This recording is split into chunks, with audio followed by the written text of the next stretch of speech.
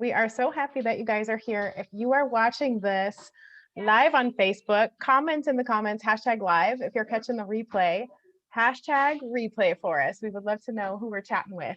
So we wanted to talk today about 5 mindsets that stop you from losing weight. Wah, wah, wah. Now, I feel like all of us on this screen have subscribed to the weight loss yo-yo diet mindset. And being health coaches at this point, we've learned a little bit about how to shake off the diet mindset. And Megan, you've got tip number 1. What's tip number 1 today? Okay, it is the all or nothing mentality. Either you're all in or you're not all in, okay? Until you're not. This is the Monday, I'm all in, starting just to do stuff today. I'm going to work out, I'm gonna eat differently, and I'm 100 miles per hour into it, white knuckled, and then I take a bite of something I shouldn't, and I'm done. And this could be by noon. Okay, you can start off strong and all into it, motivated, convince yourself this is what we're doing, and one bite and you're just like, whatever, I'm done.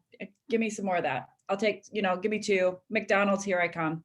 It's all or nothing, and it doesn't have to be all or nothing.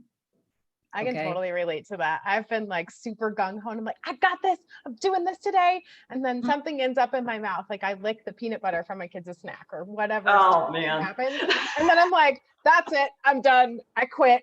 I already screwed it up. I might as well just script the rest of the day. Tomorrow's a new day. Or if it's Friday, I'm like, oh, Monday's right around the corner, whatever, it's fine. Yeah, that's definitely a mindset that gets you all in. It's like, has to be all or nothing. That one really messes with you when you are working on losing weight. Marcy, what's tip number 2? I can't because versus I can, but I choose not to. And I know that one is really hard for a lot of us. I know it was for me because I was the queen of excuses. Like my whole life, I loved making excuses for something I believed I could not do. Because it was easier to blame something else than to blame the real issue, right? So, it's just like, okay, well, I decided to start a health journey. And my favorite one, well, I can't because I don't have money. I can't because it won't work for me.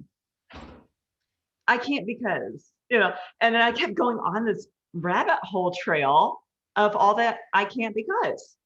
And it was really just a cop out. It was a flat out cop out. And what I found was all these things that I thought I couldn't, I could. I just didn't believe it yet. So it was time to, basically prove myself wrong and prove my mindset wrong and actually just give it a chance. Yeah, no, I actually can. I love that perspective. I was thinking that tip for me, like when I do commit to like, I'm losing weight, I'm doing this, right? In the past, like everybody's like, oh, do you want to bite a cake? Oh, do you want some pizza? Like, oh, all the temptation foods, right? And I'm like, oh, I can't because I'm too fat. Oh, I can't because my pants are too tight. Like I make it weird. Right. Yeah. And I'm like arguing for all the reasons that I can't participate instead of just saying, no, I can, but I don't want to make that choice right now. Like I can do anything I want. Right. So it was like totally disempowered victim to I'm empowered in my health. I can do what I want. And I got goals. So I'm not going to make that choice today. Right. Yeah. That segues perfectly into like tip number 3, the mindset number 3. It's the diet. I'm on a diet mindset. Oh. And this one like has bitten me in my backside so many times in my life at this point. And I'll tell you what, my son, when he was in like 4th or 5th grade, he had to fill out one of those little like Mother's Day questionnaires and answer questions about mom. And there was a question on there that says, what's mom's favorite food? And he said, I don't know because my mom is always on a diet. And I was like, oh, dagger, right straight to the heart, right? And that was the worst. And that was one thing I learned is like, I gotta stop going on diets and I need to start getting serious about creating a healthy lifestyle. But there was always like the next pill or the next shake or the next potion or the next whatever it was. Y'all know what I'm talking about, right? And I was like, oh, that's the circle of insanity. Yes, the circle of insanity. It's like, oh, this program's going to fix me. I'm just going to go on another diet. I'm going to go try that other diet. And like when my kids would eat something, I'd be like, oh, I can't have any because I'm on a diet. Mhm, Yeah. mhm. So like just stop going on a diet and start creating health. Start creating a future where you have a healthy lifestyle. What's tip number 4? Um, that would be the short game versus the long game. So a short game is when we're after instant gratification, or we're looking to just reach a certain goal and then we're going to call it quits, and go back to what we did before, which is back to the insanity circle. The long game is where you're focused on like your long-term goals or, your lifestyle, right? So I find it funny because most people in my circle, and I'm big in the dog world, most people in my dog world circle think I'm a diet coach and I'm on a diet to lose weight. And what they don't understand is because I didn't lose weight by being on a diet. Weight loss was a healthy side effect of making great, amazing, healthy choices because my mind and my physical body needed them. And short example is we were out at coursing with my dogs and we were having a birthday party and there was this amazing German chocolate cake. One of my hands down favorite cakes I was raised up with. And it smelled like heaven. Like you were in the middle of a candle store and your whole car was just like in your face, right? And so I had already thought out a plan and made a choice that I wanted just a teeny little piece of that cake, knowing full well what I was getting into and full well what I was going to come out with. And so I made the decision to have a small little section of cake. And one of my friends made the comment later, I found out through another friend that they were making sure I wasn't there that night so that they could enjoy a piece of cake. And it broke my heart because I'm like, you can have whatever you want. You just have to make sure it's the actual choice based on what you want. And then you have to be okay with whatever the outcome is, and I it's love like, that. goes back to that diet thing. Don't do diets, do lifestyle choices because they serve you long term. Diets don't. Yeah. And that's probably the mindset that your friend was in, right? Like, Mhm. oh, I'm on a diet. I want to lose some weight. But if she's on a diet too and she's eating cake, then I can eat cake, right? And you're like, Right. no, I'm not on a diet. And Right. I can choose whatever I want. But the question is, what consequence am I going to pay? And does it serve my long-term lifestyle? Every once Can in a I tell you while. about the consequence?